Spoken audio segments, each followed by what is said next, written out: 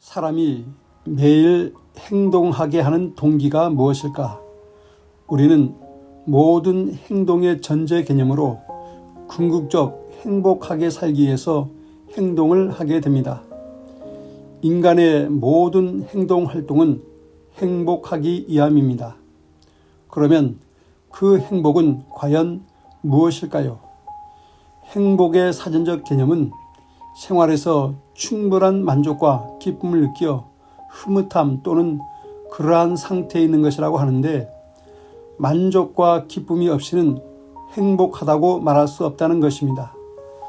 자신의 욕구가 충족이 되어 만족할 때 비로소 행복하다고 말할 수 있는 것입니다.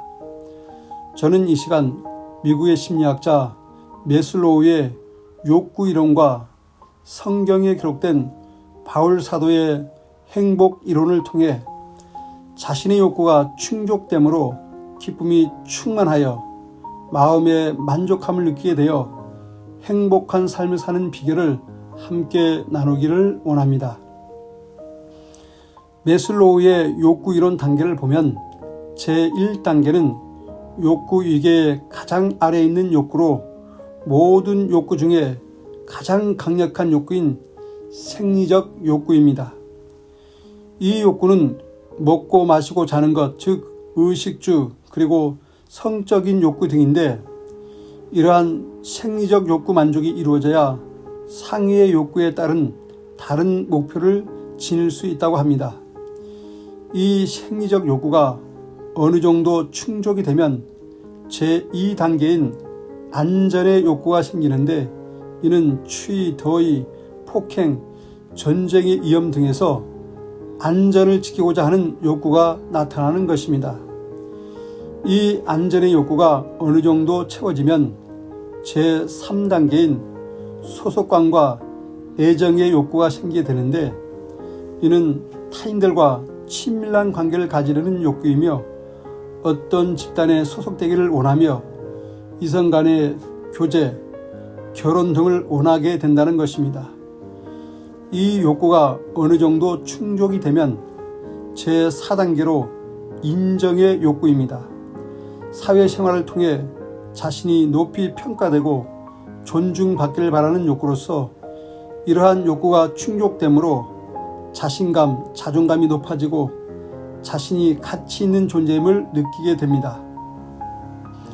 이러한 욕구가 어느 정도 충족되면 제5단계인 마지막 단계로서 자아 실현의 욕구로 한 인간으로서 자기 발전을 위해 자아 실현할 수 있는 잠재력을 극대화시키려는 욕구이며 자기 완성에 대한 갈망이 생기게 된다는 것입니다.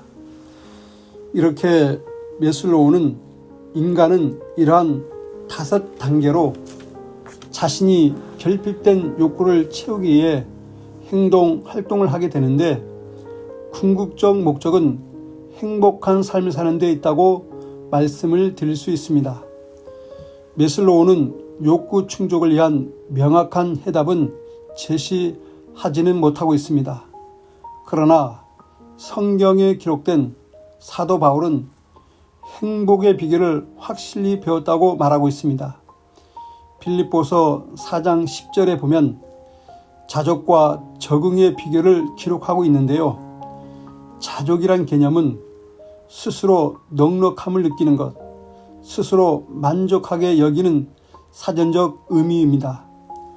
바울은 자신이 어떠한 형편에 있든지 자족하는 비결을 배웠다고 합니다. 피천에 처할 줄도 알고 풍부에 처할 줄도 알아. 모든 일 곧 배부름과 배고픔과 풍부와 궁핍에도 처할 줄 아는 어떠한 상황, 환경에도 잘 적응하고 자족하는 비결을 배워서 안다고 말을 하고 있습니다. 또한 고린도후서 13장에 보면 바울은 자신의 육체적 가시로 인한 고통을 하나님께 해결해 달라고 간절히 3번 기도를 했는데, 주께서 말씀하시기를 내 은혜가 내게 족하다. 이는 내 능력이 약한 데서 온전하여짐이라는 주의 음성을 듣고 자신이 갖고 있는 고통의 문제가 안개가 사라지듯 사라지고 오히려 고통이 변하여 큰 기쁨이 되었다고 고백합니다. 바울은 자신이 이미 받은 은혜가 얼마나 큰지를 깨달아 알게 되어 자신의 육체적 가시가 근심, 걱정, 염려, 고통이 아니라 오히려 크게 기뻐하는 것이 되었다며 자신이 약한 것들, 능력과 궁핍과 박해와 공고가 전혀 문제가 되지 않고 이 약함이 오히려 곧 강함이라고 고백하게 되는 모습을 보게 됩니다. 행복은 과연 어디에 있습니까? 바울은 행복은 마음의 만족에 있다는 것을 깨달아 알았다고 합니다. 마음에 주님의 은혜가 있다면 그것으로 족하다는 사실을 배워 알았다고 합니다. 말씀을 듣는 여러분에게 마음에 하나님의 사랑과 주 예수의 은혜와 성령이 임재하심으로 기쁨이 충만하여 행복한 삶을 사시기를 소망하며 기도합니다. 감사합니다.